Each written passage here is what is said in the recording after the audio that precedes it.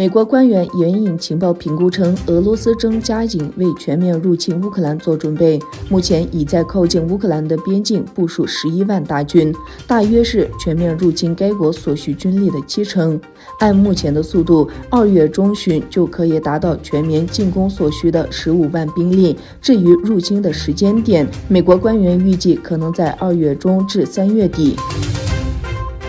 中国和阿根廷周日签署了一份谅解备忘录，以确定阿根廷这位拉美国家进入“一带一路”新丝绸之路计划。这是北京习近平发起的一个雄心勃勃的项目。在访问北京参加奥运会期间，阿根廷总统阿尔贝托·费尔南德斯与周日会见了中国国家主席习近平，两国元首签署了一项协议，共同促进新丝绸之路的建设。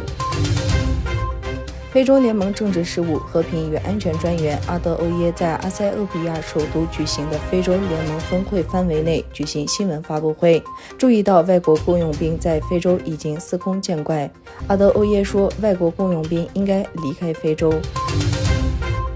以色列总理贝内特上周日在美洲内阁会议开始时发表声明称，伊朗处于应对以色列国威胁的最前沿，我们正在密切关注维也纳会谈进展，我们的立场众所周知，并且非常明确，即在当前条件下签署伊核协议将有损应对核计划的努力。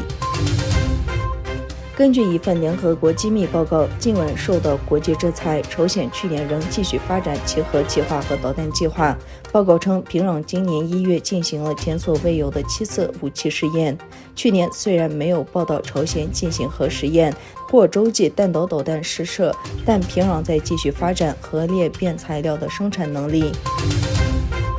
截至去年1月底，欧洲天然气储存器的占用率为 52%， 而今年同期下降至 37.5%。专家表示，由于俄罗斯和乌克兰之间的紧张关系，天然气供应可能存在困难。